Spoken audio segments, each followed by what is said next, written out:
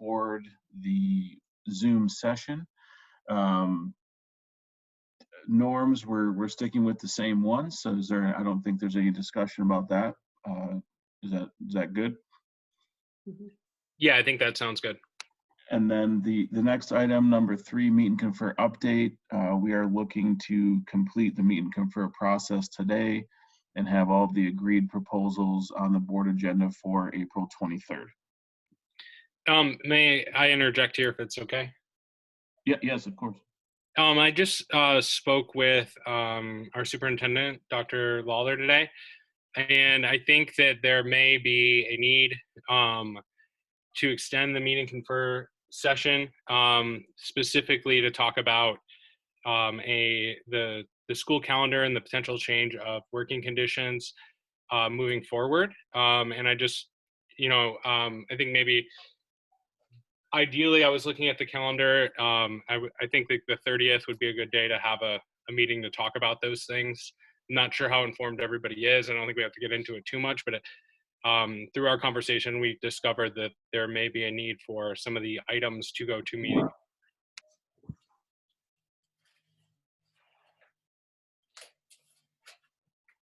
Okay, so what you're saying is we may need to, when we get down to the future meeting date, we can discuss that and see where we're at and possibly add one. Yeah, I think there might be a need to add one or maybe even two, depending on what happens in the next couple of weeks with next year's schedule and how things will be laid out. Okay, so that will be open for discussion in item H. Okay.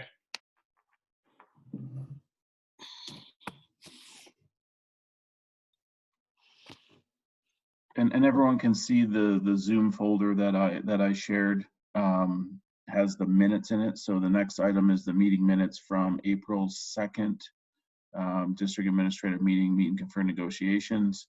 Dylan, did you have any questions about those minutes? I did not. Perfect. So I move that we go ahead and approve those. I'll second. And then if everyone just wants to say yay or nay, that would be great. Yay. Yay. Yay. Yay. All right, so everyone voted yay, so the minutes have passed. Thank you. Going on to the pending proposals. So the first one we have there, Dylan and both teams, is the board CEA, labeled it that way since we both had input. Proposed changes to change to extra pay for extra duty. So Dylan, I'm going to go ahead and open that one up.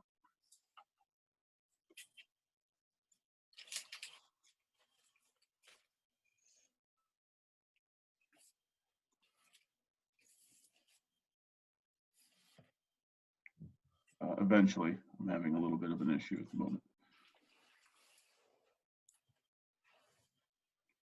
Okay, so I have that one open. So Dylan, looking at this, the way it stands, this is where we left off last time, I believe. Are you sharing the document, or should I just open it separately? Oh, just if you could just open it through the shared folder that I created for the 4/16 meeting. Okay.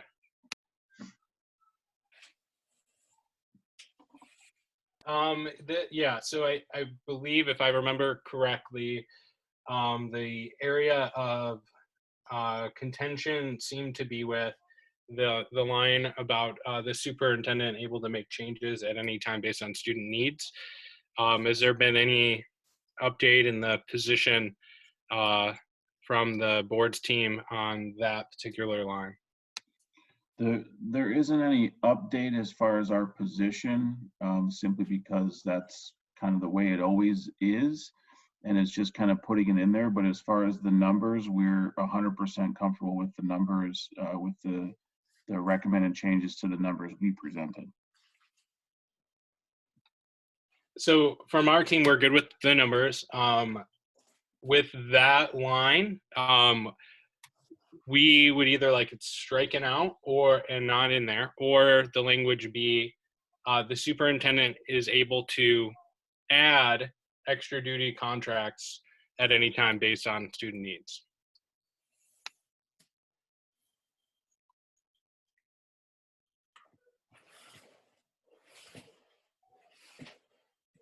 Okay, I'm just thinking about what you said for a second. The rationale essentially is we want there to be a standard level of extra duty contracts for sites, and while we understand the need for there to be some flexibility, we think that the flexibility should be in terms of adding. So let's say like Castro, I think is a good example. They are going to be a fine arts academy. So let's say that the district determines that there's a lack in the amount of extra duty contracts that particular school needs. We are comfortable with the language saying add, but we are not comfortable with the ability for the numbers to change solely under the discretion of the superintendent. What would you think about a second sentence? So keeping your sentence as you said it, and then adding a line that talks about if the allocated budget to the school district changes, there may be a reduction in extra duty contracts. Like if there, or something along, if there's less funding, not changes, but obviously if it went up, that wouldn't make any sense. But so for just to be clear, so are we talking about state funding? So like if the state. Correct. I think that's something that is possible, but it's something I'd need to talk about with my team in a quick caucus, and then we could get back with a more solidified answer. Okay, can we do before, and absolutely fine. Before we do that, can you update it to what you want it to say? And then I'll add my sentence so that way you can discuss it with your team as we kind of have it pending. Yeah, I think so. Yep, let me do that right now. Thank you.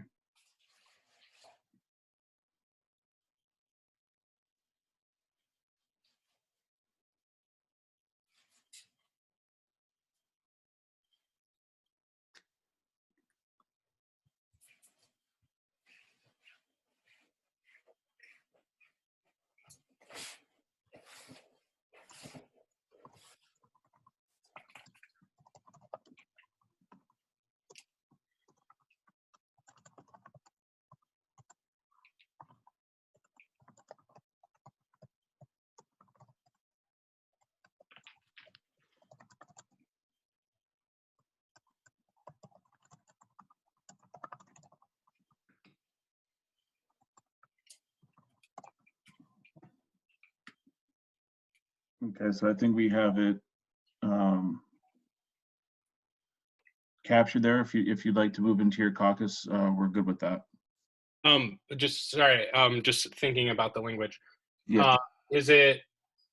I'm almost thinking that there should be like another sentence in terms of because working conditions and compensation, which I would classify this under compensation, is it usually goes through the meet and confer process. So Sure. I'm wondering if we can add a line that if the funding is decreased after the meet and confer session, that there can be a conversation or a quick meet and confer meeting. I don't know if that's an unreasonable thing to ask, because we would usually get funding numbers before summer or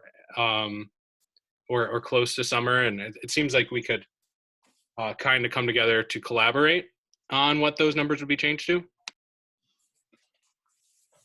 What about and board team, please chime in as well. What about something that said like CEA leadership will be consulted prior to any changes being made? Yeah. The trouble I have with that sentence is that seems like a less formal process than the meet and confer process. I don't think it would mean, at least from our side, would be too unreasonable to have a quick 1 hour discussion and come to an agreement as bargaining units. Understanding that would be a little bit more time and effort from everyone, but I think that if there is a reduction, that bringing the teams together is the most above board way, I think, to make those changes personally.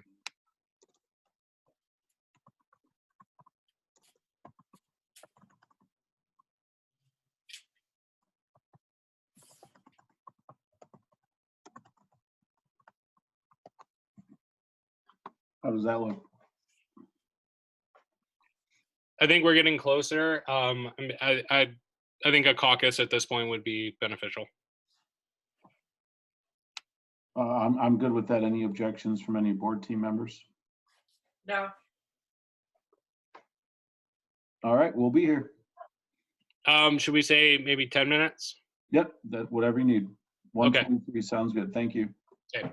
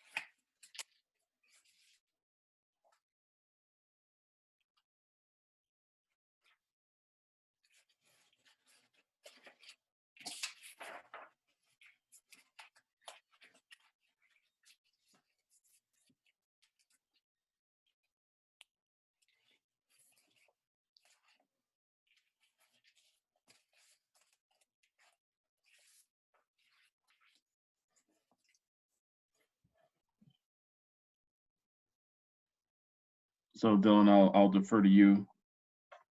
Okay, so we have one kind of suggested change with the language. So the last sentence, we are hoping for it to read like this. When reductions are proposed, the board and CEA team will meet in order to collaboratively determine those changes with a rationale for the changes, rather than the word discuss.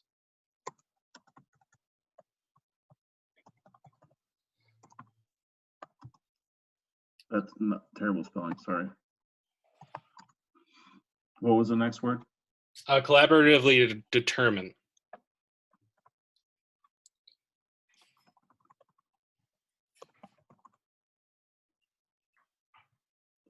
Board team, any input on that before I share my thoughts? I don't have any.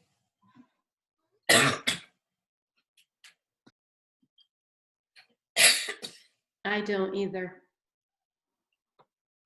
None from me. Go ahead, Tom. All right, thank you. So I don't necessarily have any issues with this. I think it is directly tied to, you know, what we're agreeing to compensate people for throughout the school year. And if someone has agreed to participate in an extra duty stipend, having an additional collaborative meeting to figure out why the changes are needed, it seems fine to me.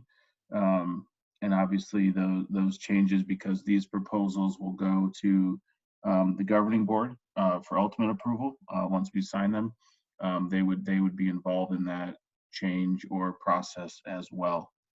So at this point, I think we're good with it.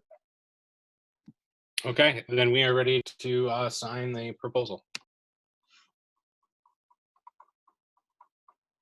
And I'll try and spell Zoom and Via correctly this time.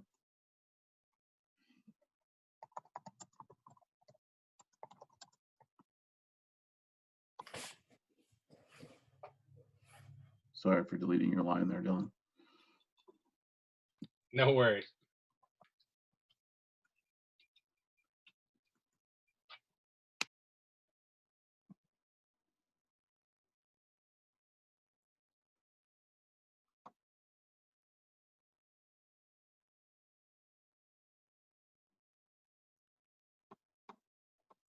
I am going to go ahead and move this one into our signed proposal folder. So we have record of that. Just take me a quick second. So you may lose. No, you'll still be able to see it, I guess, but it'll be in the signed proposals via Zoom section.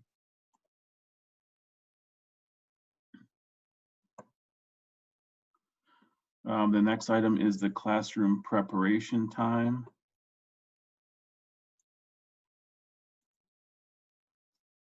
So I have that open, Dylan, if you want to open that, and everyone else as well.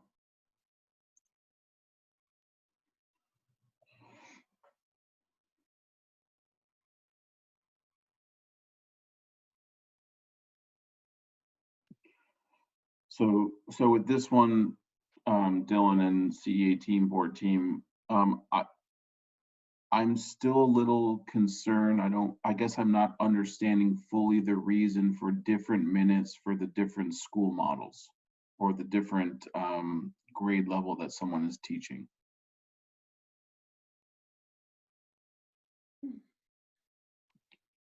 I'm sorry, can you restate that for me?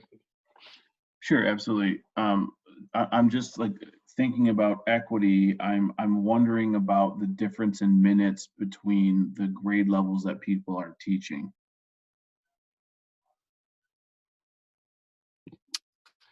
So I think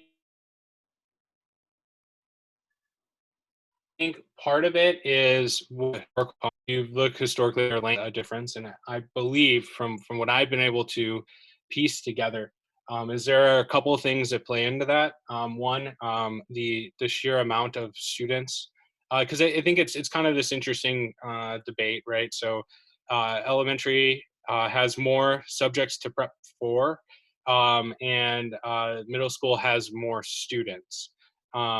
So the idea, I think, where it comes from is the idea of having to be in contact with, 160 students and their families for different behavior issues and academic updates and so forth, rather than a classroom of 35 or 30. And then the way that the bell schedule works at the middle school provides for longer periods where a teacher doesn't have a class by a couple minutes, and I think the idea is not to not to assign something during those minutes just for the sake of assigning something, and that is something that happened at some schools this year. Hopefully that.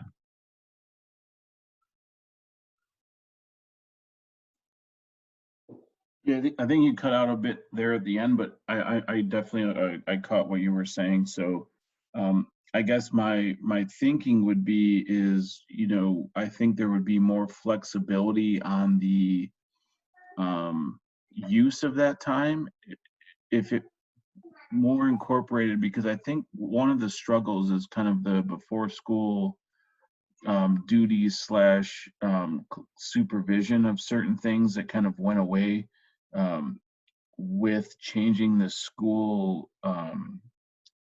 not calendar, but the hours to make them either less or the same, or those changes that took place. So what I'm kind of heading towards is if we came up with a more equitable or the same number of minutes, that may allow for some concession on the use of that time.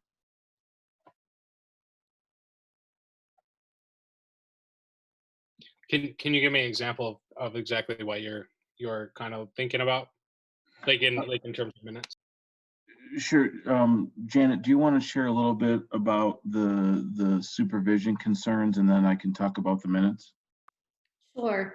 So when I shared your counter proposal with the other administrators, every single one of them is concerned about the fact that at each school, we rely on teachers to assist with supervision and safety of kids, some in the morning, some in the afternoon, and some both. And if we if we were to go with your counter proposal, that would leave maybe 15 minutes before or after school for duty. And that it's just not enough to provide a safe environment. And then we would have to look at hiring monitors or other staff members to cover that. And there isn't funding for that. So can I just ask, on average at your campus, how many minutes per week of duty are required by staff members, teachers in particular? And you would ask me that right now. I have to look at our duty schedule. I want to say, and they have, I think, 30. I think they have 2 afternoon duties a week. But we are also looking at changing our dismissal procedure for next year and make it what we feel a lot safer and a lot less hectic. And if we were to go with that model, it would require teachers to be outside on duty for probably 10 minutes every day. So I guess, I mean, I think we can definitely be flexible on allocations. I think the difficult part is finding the right number, because even 10 minutes a day is still the 50 minutes, I suppose, and there wouldn't be time for PLC before or after school. But as kind of we were talking about last week, kind of a conversation about how much PLC is needed, and when does it become a point where it's a little oversaturated. But I think, like for Atkinson, for example, I know teachers don't have more duty than this. This fits into that schedule. So I'm just trying to wrap my head around. So like, what does that number need to be? PLC / duty in the morning, or I guess what is the suggested change? Because I really don't. I think our team, one of our worries is having all of these minutes that are unaccounted for, and then some schools kind of overusing that, I guess using that time inappropriately, I suppose. So can I ask a question? What would be considered an inappropriate use of that time? I think excessive, requiring excessive and unneeded meetings. Who determines that they're what's the word I'm looking for? Maybe what you just said, unrequired, or what, I'm saying, like, who's making that determination? Well, I think, in a PLC, I think all stakeholders have a say, and particularly a lot of the PLCs deal with what's going on in the classroom. So I think that if a staff feels that something is unnecessary and unneeded, ultimately, I think that's the best judgment. But I think it's a complex conversation. But the point that I'm making is there are situations that we've had where things are, trying to find the right wording here, that things have gone a little bit more excessive to the point where people aren't having enough time to actually complete their job responsibilities during their contract hours. Not that that's happening anyway, because it's, we all work after the contract anyway. But also, duty can be excessive if it is being required, or has the ability to be required every single day for a long period of time. That, I understand the funding needs, and I understand our contracts say duties as assigned, but we are professionals with degrees that signed up to teach, and we are definitely willing to help our community and our schools. But it is also important to, remember our primary job in terms of educating the students and having the ability to complete that job. I mean, we're definitely flexible on duty, but I think finding a number is important. Okay, so because I would say that when teachers, administrators, whomever is out on quote duty, that's also fulfilling part of the social and emotional piece. That's when you can build relationships, you can have other conversations, you see parents. So to me, there's a little bit more than it just being a duty. Yeah, certainly, and I don't disagree with that. I think finding out what the appropriate or needed amount of time is, and having some parameters to work under, though, is beneficial for all parties, and especially when we're talking about creating equity, because there are different levels of duty at different schools at different schools. So it is a conversation worth having, and we're willing to have it. It's, I don't know what that number looks like. It sounds like 50 minutes of duty works at your site maybe, but not someone else's. Well, and I think it's because each site is a tiny bit different with the way they do their arrival and dismissal. I know middle schools, and now I believe it's Tarver, and I can't remember if we have another K6 who have a late start. So even with equity, we still have, some nuances. And I feel like it's really hard to say a hard and fast number when we're talking about, again, supervision and safety. And then also, if something comes down the pike and we need to call our staff together for a quick meeting, if our hands are tied by a number of minutes, again, that makes it very difficult to disseminate information sometimes that needs to get out.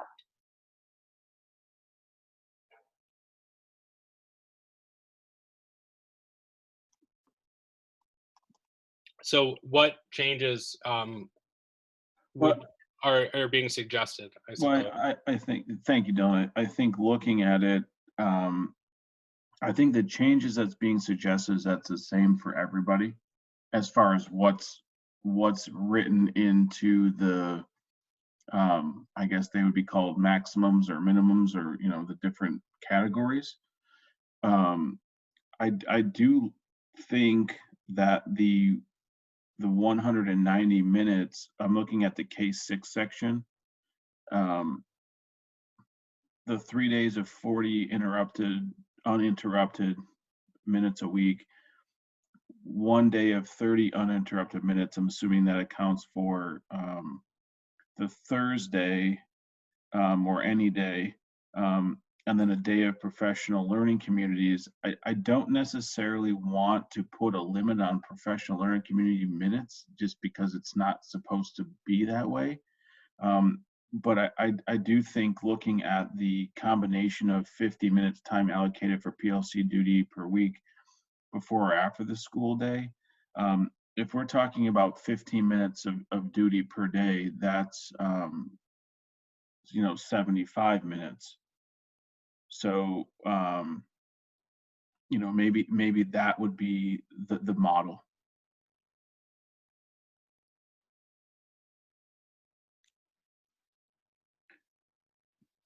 I caught most of that. Sorry, my internet was cutting a little bit in and out. So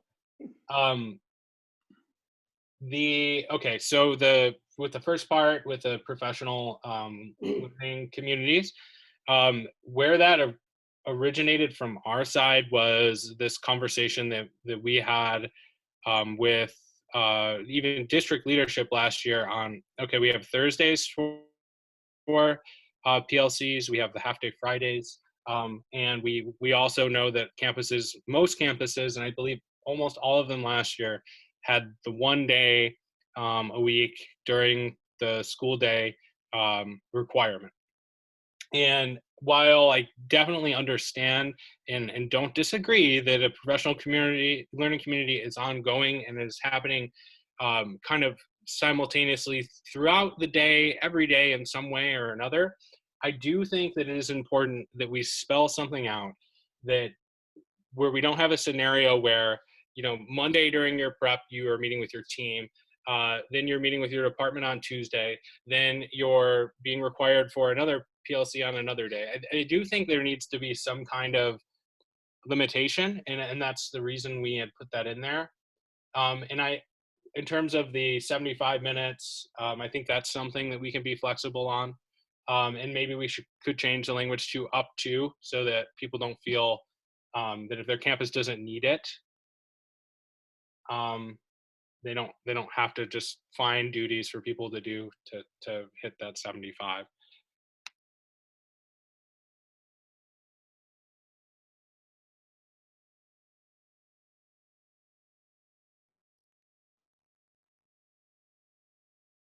And then I believe that would change if assuming we're keeping it, the uninterrupted prep time, we would take off 35 minutes from that if we're playing with the minutes. Are we still talking about before and after school?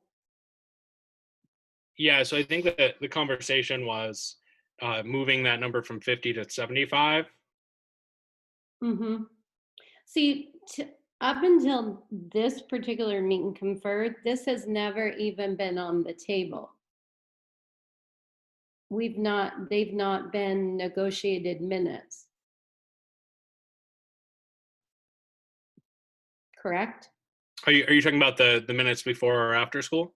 Yes. Yeah, no, they have not. And I think that, when we're looking at the minutes, as kind of Tom was talking, I think another part of the difference of middle school and elementary was the school day was longer at middle school, and that's changed now. And I think that, if we're looking at the overall contract day and the conditions within that day, and I think it's appropriate to have a discussion about these minutes and kind of define their meaning, being that there are so many more of them, especially at the secondary level now. There's another item to take into consideration. This is Michelle, is that especially new teachers or people on improvement plans, those kind of things, they have to have time in which their mentors and different support individuals can meet with them. And the time before and after school has never been a negotiated time frame. It's only been the protected prep time. And so when people are having to meet with these individuals, obviously they're trying not to do that within their prep time unless the teacher still chooses to. But there has to be time for administration and support individuals and people and parents to be able to schedule times to meet with classroom teachers. Absolutely, which is why on the original proposal that the board team put together, we added that language where it said might be supported by either administrator, ISS, mentor.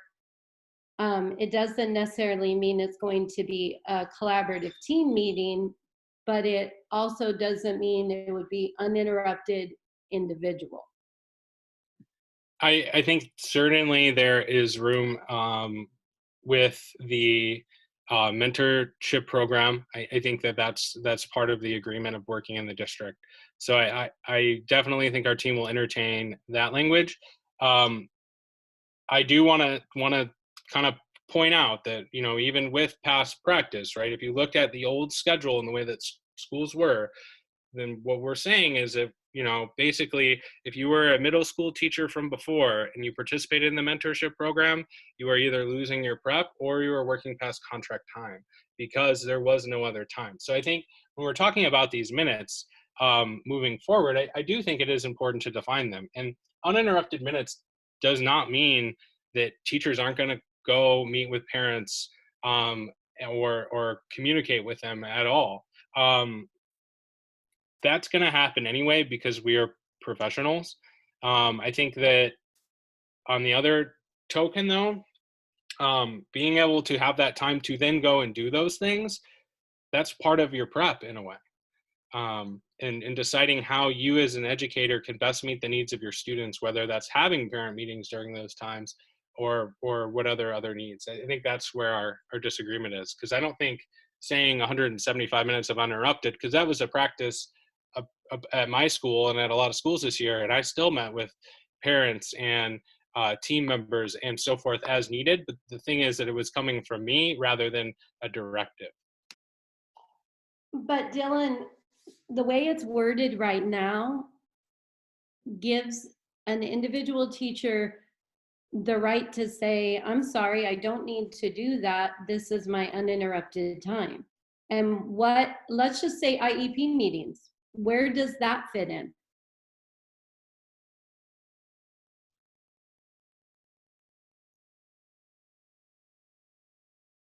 Because we can't take preps, we can't take lunch. If it can't happen during a stack day, when would the IEP meeting happen? I think that that's a good point, and like finding, I think, some kind of language for that makes sense, but it can't be. It needs to be very narrow and not too broad. So also in consideration with some of that stuff, I believe some of the components of our evaluations are based on doing some of those things. So while the minutes are protected, people still need to be professionals and still hit those things on our evaluations that we need to every year. But that's not the way the language is written. Right. What I'm saying is that if this language allows you to kind of have flex on that time, but I'm saying that if someone was using this language and saying, I'm never going to meet with a parent because of this language, then that would be reflected on their evaluation.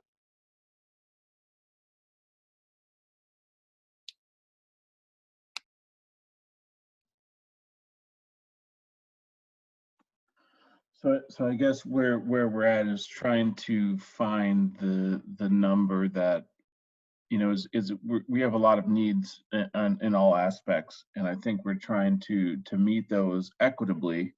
And I do agree that we are also talking about, as Dylan, I think you mentioned, for the most part, the vast majority of people are going to be okay meeting with whomever they need to meet with to be a better educator.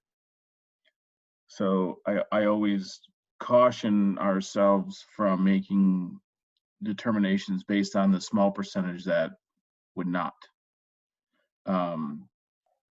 So I think where we want to kind of guide our conversation is what number of minutes and what breakdown of uninterrupted time can both obviously meet our number one goal of increasing the student achievement, but while also giving people the opportunity, as you mentioned, Dylan, to, you know, talk to parents and those types of things that are part of the profession.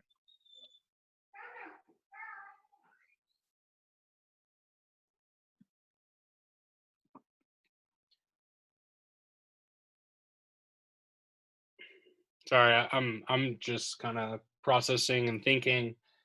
So are we looking at we're looking at the number of minutes. I guess, do we want to take like a quick break, kind of talk about what we think the allocations and where our team's willing to kind of, you know, try to see things a little differently, and where the board's team's at, and come back in a couple minutes? Yeah, I mean, I think that would be effective. I appreciate that suggestion. I think that what we would be way more comfortable with is, no matter if you're teaching, as far as what's in the document, if you're teaching preschool, you're teaching K-6, you're teaching 7-8, this is the breakdown, and have it equitable. That doesn't mean there may not be extra minutes here and there for certain places, but if we have minimums and maximums that are equitable, then that, you know, quote unquote extra time that may or may not exist can be utilized by the teacher. Yeah, and I think that and I don't know if this helps, but I think the idea, and I'll have to talk to my team a little more detailed about this, but maybe, if, I don't know, Janet, if it makes you feel a little more comfortable putting language in there that are like a little disclaimer, the uninterrupted time will be used for the educator to meet their professional duties as determined, as needed, right? But basically what I'm saying is that so there's that level of accountability, but that's the way and how that's reached is at the educator level, I guess, is where I'm trying to get to, where, you know, people know that this isn't like, hey, it's free time to do whatever. I'm making my lessons. I'm making my parent phone calls. I'm, you know, if I have a student who needs a teacher for an IEP, I can go to that. But it's not saying, you know, I guess, is that clear? Yes and no. I'm still going to tell you that I don't think anyone's going to be comfortable with the fact that we're being held to, you can only have one collaborative team meeting per week, and that the other days are up to teacher discretion, whether they utilize the ISS, the mower, things like that. I just feel like our student achievement data definitely speaks to the fact that we need to work in collaboration. We need to be talking about best practices. We need to be sharing what's happening in classrooms. And in order for that to happen, there has to be some sort of structure set up at the school for it. It doesn't happen organically for the most part. Can I ask how many days of PLC meetings you typically hold each week with your staff? This last year, Besides Thursday or half-day Fridays? and see, and this is where, again, I don't mean to be combative, but Thursdays are not collaborative team time predominantly. It can be, but it's also for professional development, which sometimes that they overlap. Thursdays were not set up for team time, and that half-day Fridays and those days that Dr. Lawler very graciously built into the schedule, my understanding is those are planning for the upcoming like quarter. So and this is where principals were not allowed to ask people to do other things during that time. That was for teams to get their like common assessments done, get their calendars set out, do all those kinds of things, which would then take the pressure off of them during the regular week. So a PLC is not a thing, it's a process. And I feel like that needs to happen during the week with data that is timely, and teachers need to be able to talk to each other and problem solve and put things in place. And if there isn't a structure for that, it may not happen. Okay, so let me clarify my question because I think it is important. Okay, so take Thursday out of the picture, the after school's out, and take the half-day Fridays out of the picture. How many minutes on average each week were educators, quote unquote, required to attend something that reflects like a PLC meeting, so a grade level meeting, or something of that nature? Prior to this year, when we were able to have breakfast in the classroom, start before, like 15 minutes before the school day, which was then duty before school, they had 105 minutes because we could stagger our schedule to make that happen, where MAP teachers could go in and help with breakfast in the classroom, and it gave an elongated amount of time. We weren't able to do that this year. So this year we were at 40 minutes. And I will tell you, it wasn't enough time. Can I, if I may, and I want to, Sandy, I'm going to put you on the spot just because you're at the school. You're an educator at that same school. I mean, I felt we had 40 minutes as well at my campus. I felt that it was enough time. A lot of my colleagues really appreciate the changes that were this year, and I just want to hear from another voice other than my own. Hi, yes, Sandy Cobos speaking through the chair. At our school, I know last year, Janet, we did have more time to meet because we scheduled it before school or after school. This year, since our prep time was shortened, we lost a little extra 5 minutes, but I know that as a leadership team, all the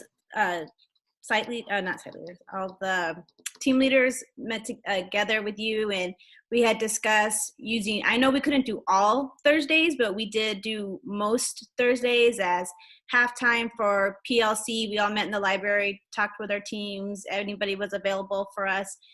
In addition to our normal, so mine was on a Wednesday. So we met as a team on Wednesday to discuss data, and then on Thursday, you gave us times if it wasn't a district mandated professional development that day. And just as my own team, we met probably almost every prep time and after school to discuss things, just because that's what we do and that's a relationship we had as a team. But I do know that you allowed us that time, and I know that's also what Dr. Lawler has suggested too in the after talking with her this year.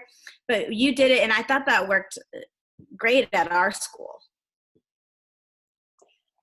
And I agree that there were times when we were able to do the team time.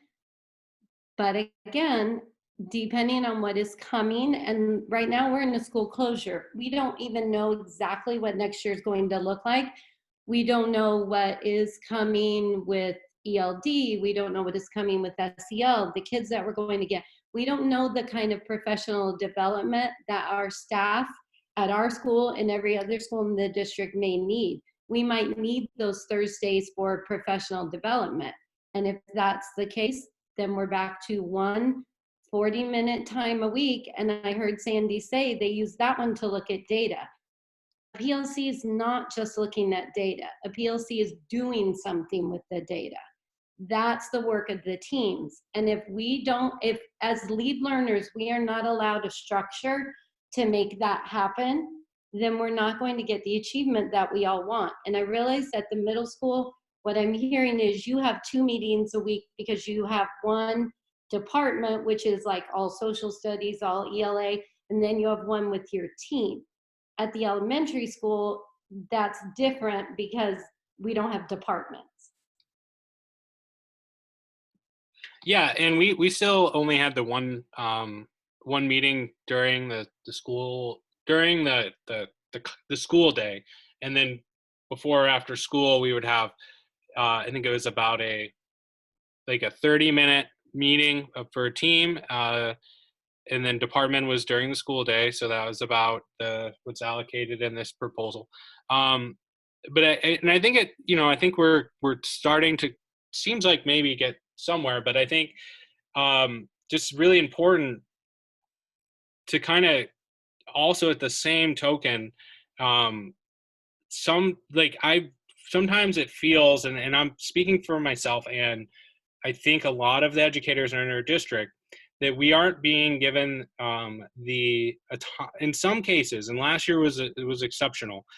Sometimes schools aren't giving their staff the autonomy to kind of make those decisions on how that time should be used, and who and where that time is most valuably used to help our students. Because I think one of the issues I have, and I'm not trying to be combative, is it sounds like there's this kind of belief that the administrator knows what's best all the time. And I think that a lot of times our educators know what's best for their class and students and the needs and how some of that time should be used. And I think most of our staff, very large part, uses their time really wisely because, we have families and we have things that we want to do at home. So I don't know. I think it's complex, but I do think we should take a little break and then come back and see where we're at then. And Dylan, I'm supportive of that break. I think one of the things that we should consider, because you've already brought it up as a point, is we're planning to possibly discuss another meeting that has to do with the school calendar, and some of those things that may change. So what I'm thinking and what I'm proposing is that this discussion on this particular proposal is connected to that calendar. So if during your break or caucus or whatever you have to discuss with your team, maybe that's the decision, is that we group it all together and talk about it all at once. I honestly don't think that we need a caucus, because it might serve well to have from what I heard, and I won't go into too many details because it's not completely out in the open yet, but if the plan is approved by the community and the board, we will need to completely talk about prep minutes anyway as part of that. So maybe we're getting ahead of ourselves here anyway. Yeah, I don't disagree with you. I know we're kind of talking in code at the current time, but I am comfortable with pushing this particular item to a future agenda with those two items connected. Okay. Is anyone on my team in an objection of that and need to have a caucus, or are we good to go? No, I think we can move it to the next meeting. Sounds good to me. Okay, and just for a point of clarification, as we talk about moving forward with, adding another meeting, obviously that changes when the governing board is receiving the signed proposals. Are we in agreement, or what's the discussion around we're moving all the signed proposals to May 14th, or we're taking the ones, I think for efficiency and clarity with the board, we should do it all in one meeting. So that would be the next meeting of May 14th as opposed to April 23rd. But I just want to get the thoughts there, because I believe a unified package is better, because it's not going to be going into effect till next year anyways. But just wanted to put that out there. I think on the top of my head here, I think there's some benefit to, and we can, because we've already ratified the salary schedule that got approved, so we could do 2 ratifications because we're doing that digitally. And I think that having the salary go to the board earlier is just, I think, better for our staff, and then also for any contracts for our addendums to contracts for auxiliary or classified staff. It might make sense to send those items, and I guess whatever we have signed to April 14th, and save what's not for later. Okay. I'm okay with that. We have it already pending on the agenda for what's been agreed to, so that will work fine. Just wanted your thoughts. I appreciate that.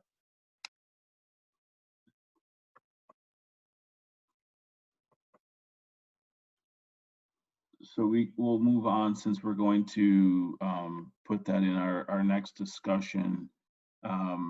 Looking at the next item, which is the half-day general election day, Dylan.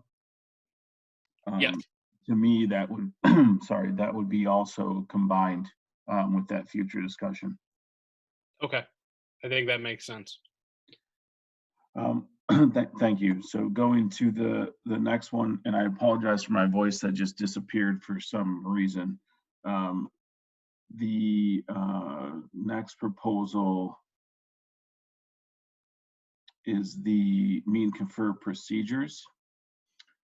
So taking a look at this one, I have it open now. Where we left it was the change was the board's team will include administrator representatives from human resources, educational services, financial services, admin services, and operational services, depending on the recommendation of the board's team's chairperson. And then the association's team will include at minimum 1 educational support professional.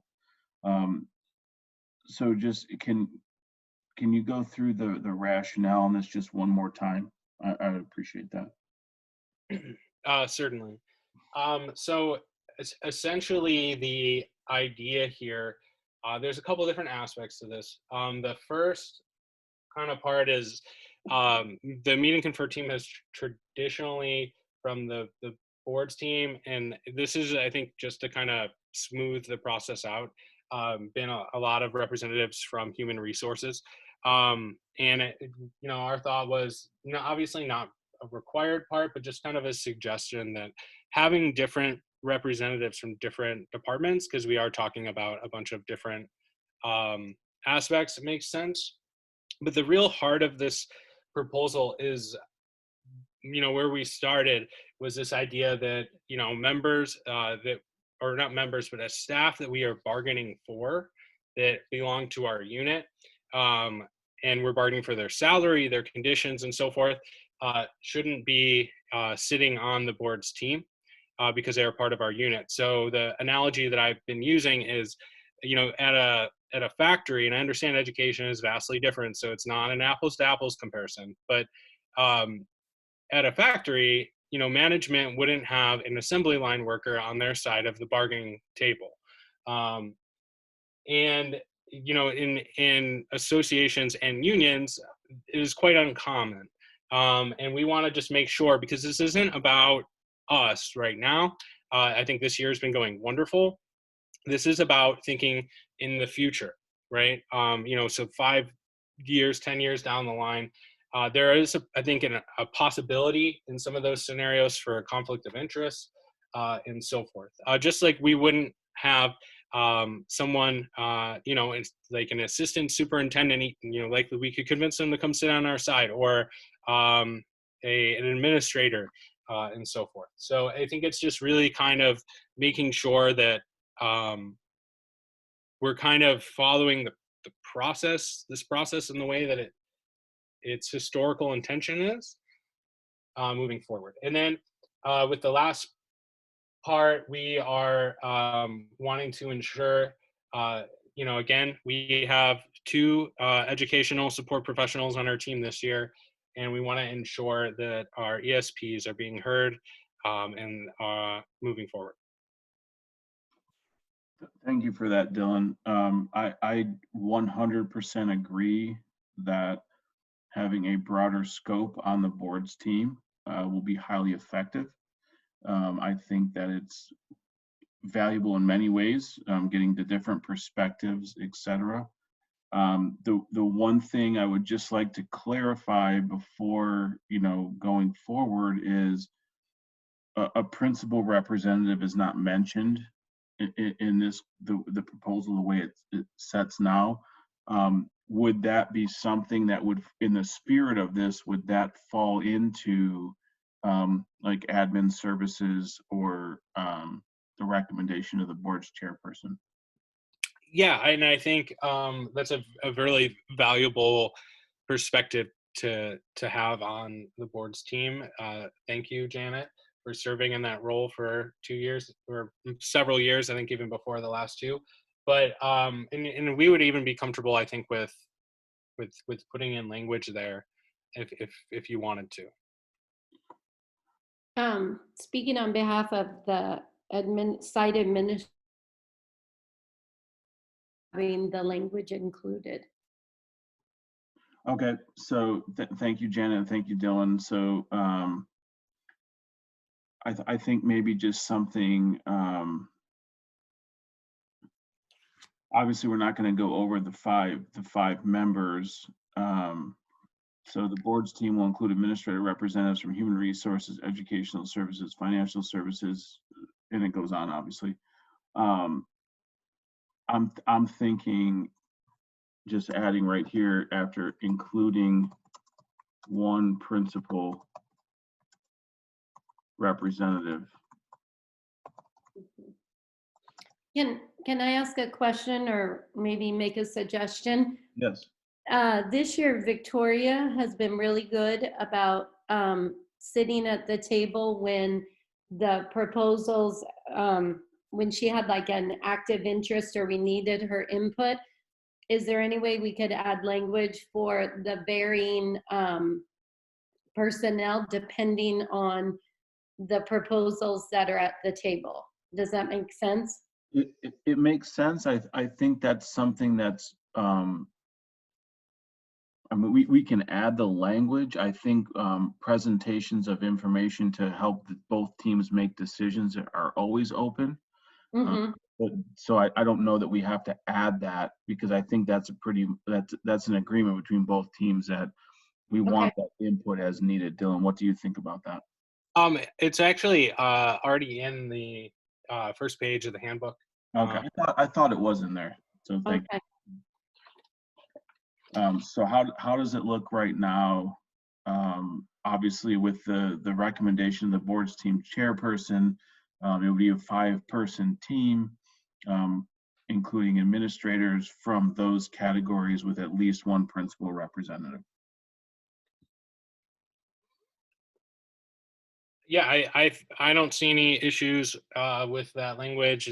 I'll open it up to my team just to give them the opportunity here. Betsy, how do you do that thumbs up thing? You keep putting those emojis on your window, and I have no idea how you're doing that. It's under reactions. If you haven't updated your Zoom and you need an update, you don't have them yet, I had to do that to get them. I got you. I don't have any emotional reactions to anything, so I wasn't sure what that was. There you go, Betsy. Now everyone's For doing you. very, very good. Thank you for making me feel super slow and old. I appreciate it.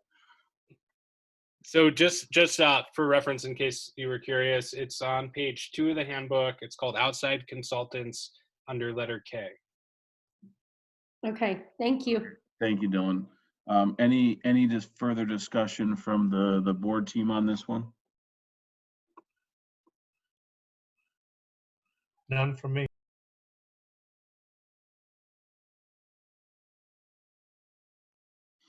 All right, Dylan, I think we're good to go on this one. Okay.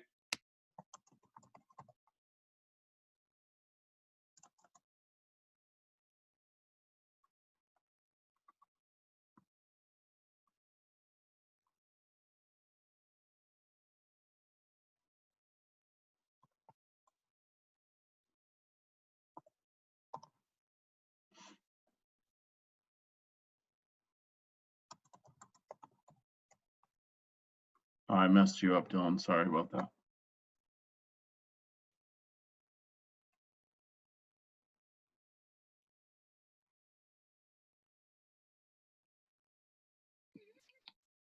Okay. All right, perfect. So let me close this one down and add it to the signed proposals. And I will make sure that gets in the package for the 23rd board meeting. So going back to the agenda, looking at classified evaluations. So I'll pull that up. Dylan, do you want to talk through the rationale on this one? I know you did it before. And thank you for the original draft, just to kind of see where your team's current thinking is on this particular proposal. Yeah. Okay. So I'll speak, and then I'll have Alex speak after if I missed anything or we need any clarification. Essentially, the idea was kind of updating the current evaluation system to reflect of the ESPs to reflect something that's more similar to our certified staff members. And I believe that's the very short part, and kind of having these different areas, and then also having some flexibility for the different job classifications. But I believe where we left off as a unit here was in understanding that more stakeholders probably needed eyes on this in terms of administrators and other staff members as well. And the idea, what we were hoping to leave today with was kind of like a memo of understanding that we'll create a committee to work on this throughout next year and bring to next year's meet and confer team. Alex, did I miss anything there? No, you got it all down.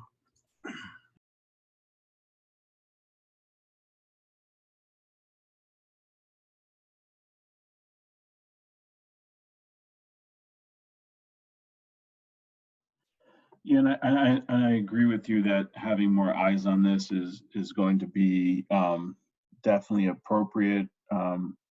What I'm thinking is, can we document this? And I need some input here because I want everyone to be comfortable with what I'm about to say or propose. Is that we come up with a committee to take a look at this throughout next school year. Obviously, we're in a position right now where the evaluations are suspended, so it's not something that's we're going to implement on next week. And for next school year, going forward and doing that, I like the May 15th and then June 1st piece. It's automatically sent just because of the talent ed technology. So what I'm wondering is, if on this proposal, can we add something at the bottom that just simply states that we're going to put together a committee to look at this of administrators, stakeholders, educational service professionals, and, work through that early in the year, kind of an MOU statement, and then put that together right away prior to any 90-day evaluations being needed. So if we're looking at next year, when would next year's evaluations typically take place for our ESPs? So the first one, based on the policy, is 90 days in a new position. So if we're thinking, I mean, if we just do it kind of in a rudimentary way, looking at, July for those 12-month employees, July, August, September, really there's not something needed until the end of September. So if we were able to get something going in August, and even if the first probationary evaluation was done on the old system, that would not discount the new system being used for the final evaluation of the year. Yeah, the way I envision this, and not to slow things up, I just, part of me really wants like I said, the idea of committees. I think committees are great. We're gonna have a committee. They're gonna look at it. Then the way I envision is then it goes back to meet and confer for approval. I just want to kind of, I guess, protect the spirit of meet and confer the best that I can. So I think that working on this and using the old system until this is solidified definitely makes sense. And if it's not solidified, before the end of the year evaluations or for whatever reason, I think the system we have in place will work for the time being. I think keeping the spirit of this process is a little more important. Alex and Betsy, being our ESP members, do you agree with kind of that idea of working on it throughout the year? We signed this little MOU statement at the bottom with this agreement that this will be ready to go for meet and confer next year, and then we can sign off at that point. Yeah, I'm on board with it, to be honest. If we can get that MOU signed, and I would even myself like to join part of the process to get this done properly. Absolutely. I definitely would want to be part of it after we sign the MOU. So I think, Tom, what we're hearing, we don't need to have I guess, as formal or as an MOU as we wrote for the handbook committee. I think we're at a point where, we can write a couple sentences or a paragraph about the committee and how's it going to be constructed, and where the proposal goes after the committee. And I think we would be on board. Yeah, that sounds good to me. Any discussion or questions from the board team? No, I like that it's going to mirror the teacher evaluation with the language, developing effective, highly effective. I think that's great. I do too. I like this. I think it's good work. Thank you. I'm just going to add some language, Dylan. So and then obviously open for editing.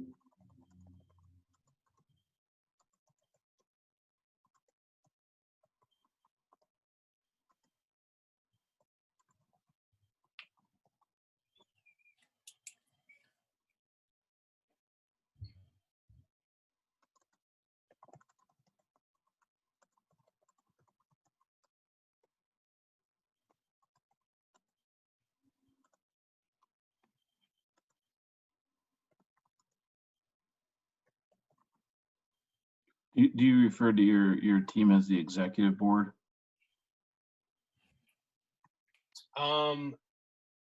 Okay, I see. You're kind of. I'll erase what I was writing. We have an executive board, an executive committee, Okay. and a meeting confer committee, and 17 other committees. But I think we could say CEA leadership would be, I think, a. Okay.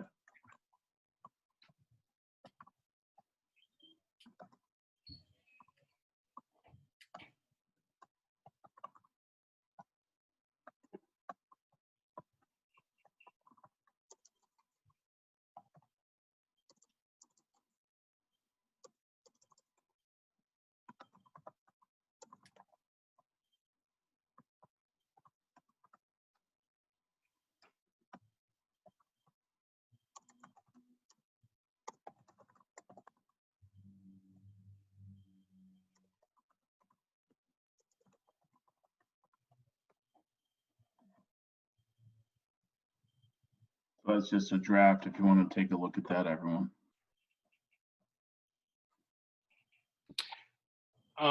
If you're comfortable with it, Alex and Betsy are both in our leadership. Would you be comfortable turning that number into 2? Yeah, I'm okay with that. No problem.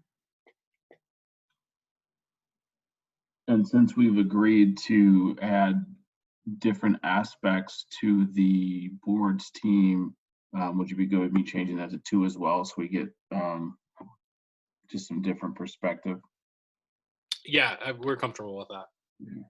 I guess I had to add a couple S's. It's not grammatically correct.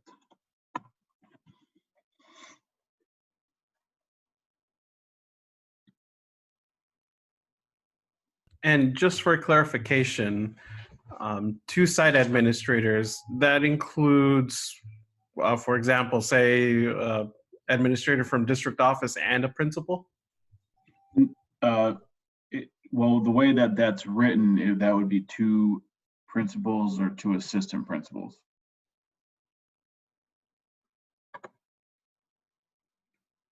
And then 2 members of the board's negotiation team, which would more than likely end up being 2 district office individuals, one from HR and one other person, more than likely ed services. Okay, that's awesome. Sounds good to me.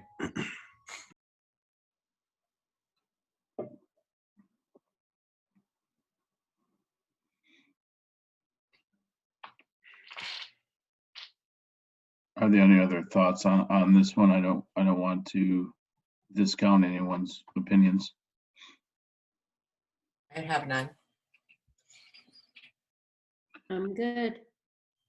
The only thing I want to, I don't know, but just to kind of make sure we're poking holes and everything that we can. Besides site administrators, other people who are evaluating our classified staff.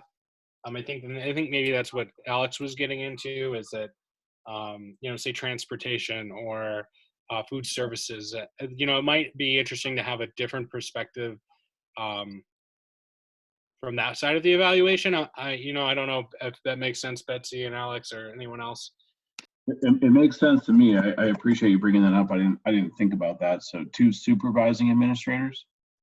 Yeah, other people that would be involved in the evaluation processes. We are trying to make this department specific on some areas. So at least we would have the input. I mean, like it's been said, a plumber is not the same as a para. So having, I'm not trying to pick somebody from every part of the district. I'm just saying, yes, we need supervisors from various areas that aren't necessarily just an administrative site representative. No, I mean, I agree with that perspective. So I'm good with that. I think board team chime in, but I think that's appropriate.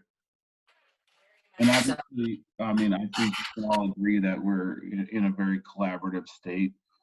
So as we're building the committee, we're all going to be holding each other accountable and, you know, in a norm style of making sure that the committee is what we want before we start it. Right. Well, and you'll get a lot of different perspectives. And I think the language in the new process, as far as the administrators, including principals, you know, that includes the members of the board's negotiation team. So the way it sits right now is going to capture more stakeholders, and we'll come out with a valuable product.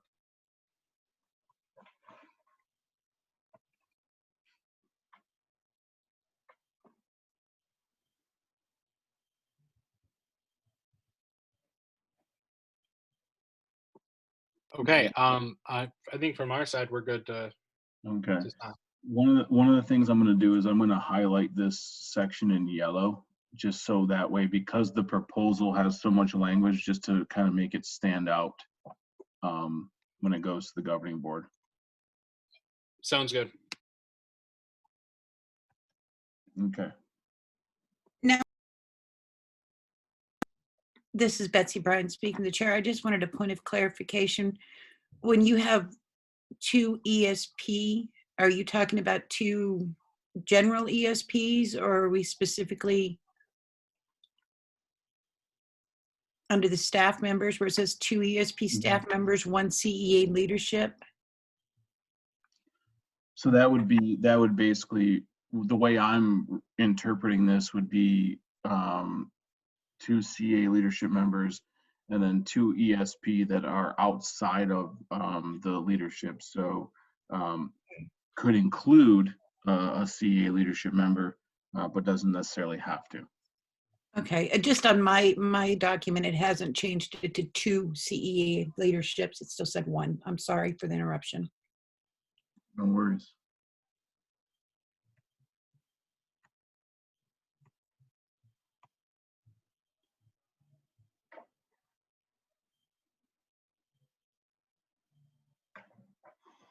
All right, is everyone good with the way this stands right now? Yes. Yep. Okay. All right, so I'm going to go ahead and add this to the signed proposal folder. And I think going back to the agenda, even though I have it dated wrong, I just noticed is in the file is moving on to the action items. We don't have any future agenda items. G and H we've kind of talked about. So Dylan, you had mentioned April 30th. Is that still the date you're looking to discuss the prep time and the work calendar?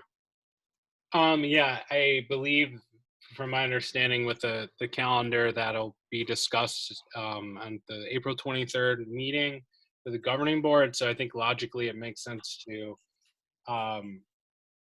talk of, you know, as a unit after that, kind of hearing what thoughts are and so forth.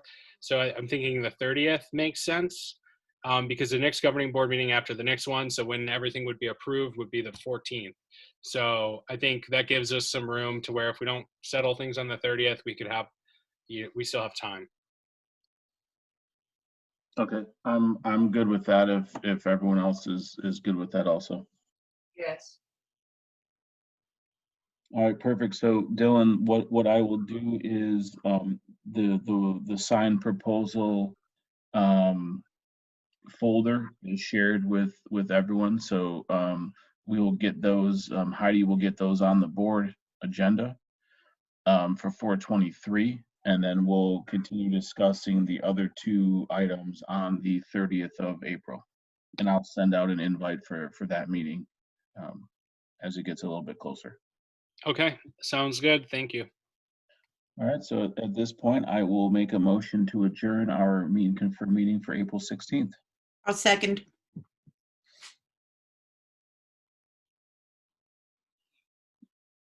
How does everyone feel about that? I agree. Aye. How Aye. about unanimous consent? All right, sounds good. Well, thank you so much, everyone, for your time. I'm going to go ahead and turn off the recording, and I look forward to continuing our discussion on the 30th. Awesome. Sounds good. Everyone have a good one. Thank you. Bye. You too. Thank you. you. Have a good